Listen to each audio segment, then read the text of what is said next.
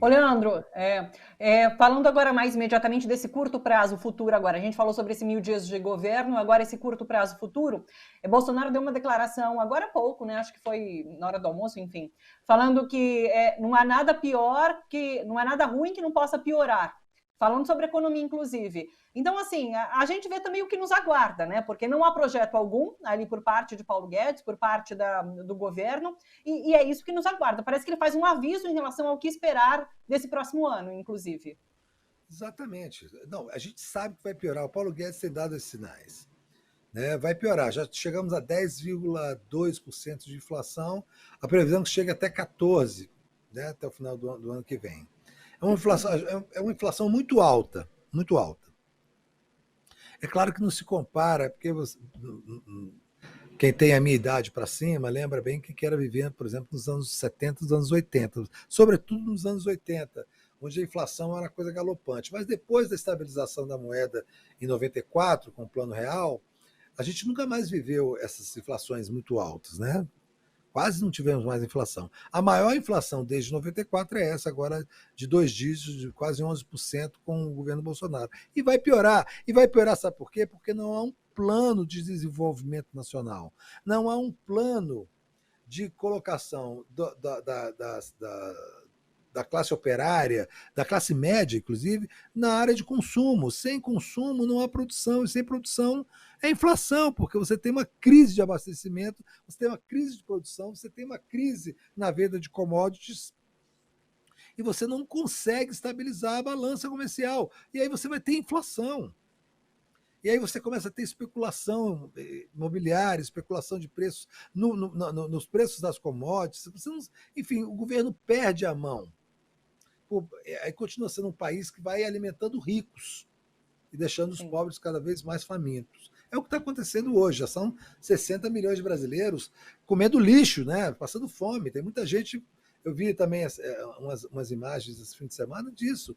Várias pessoas já faz parte da rotina das pessoas se organizarem para abrir os contêineres dos condomínios de luxo, dos restaurantes, do shopping, atrás de comida.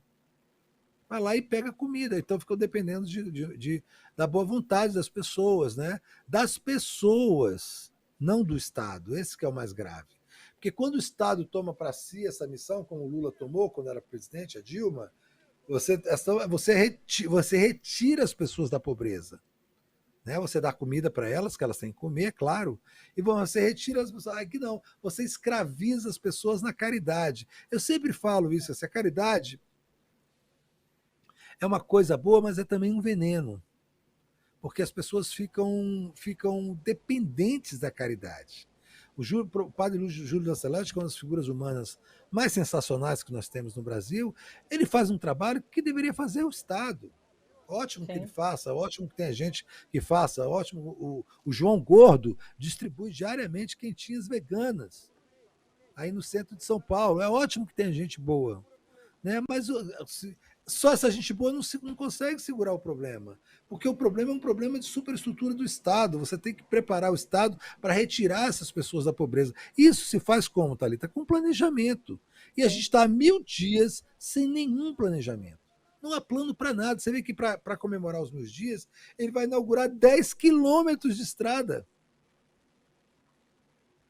Né? Recentemente ele inaugurou uma pinguela, uma ponte de madeira no Amazonas. Agora ele vai inaugurar, porque ele não tem nada. Ele não planejou nada, ele não construiu nada. Ele não construiu, sei lá, uma caixa d'água para ele inaugurar.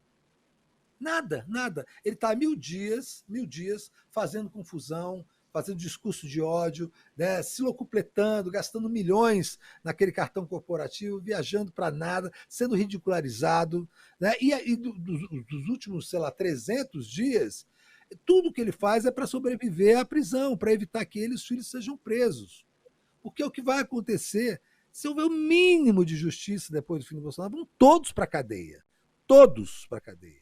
Porque todos são acusados e têm provas robustas de que cometeram crime de peculato em suas respectivas casas parlamentares. O Carlos Bolsonaro na Câmara dos Vereadores do Rio, o Flávio Sim. Bolsonaro na Assembleia Legislativa de São Paulo e Jair Bolsonaro na Câmara dos Deputados. Contratavam funcionários fantasmas e roubavam dinheiro público por meio das rachadinhas, que é um crime de peculato.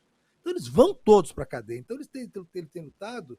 Agora é uma questão de sobrevivência para não ir para a cadeia. Estão falando, inclusive, de que ele pode desistir da reeleição, porque sabe que vai perder, e ser candidato ao Senado para manter, para ter um foro privilegiado, para manter a zona de pressão dentro do Senado. Sim. Deixa eu aproveitar, inclusive, esse gancho. Eu vou falar sobre cenário político, sobre pesquisa eleitoral com Kennedy Alencar daqui a pouquinho. Eu vou me despedir do Leandro e com um comentário que eu recebi aqui, Leandro, achei bem bacana. O Anderson Simões Traud mandou aqui pra gente, falou assim, ó, a fala do Leandro me lembrou o Milor Fernandes. O Brasil tem um passado enorme pela frente. Acho que é isso que a gente É uma tem frase a esperar. fantástica. O Brasil Não tem um é? passado enorme pela frente, é isso mesmo. Puxa vida. É isso. Um beijo enorme, Leandro. Agradecida mais uma vez. A gente volta a se encontrar na sexta. Um beijo grande, Thalita. Tal.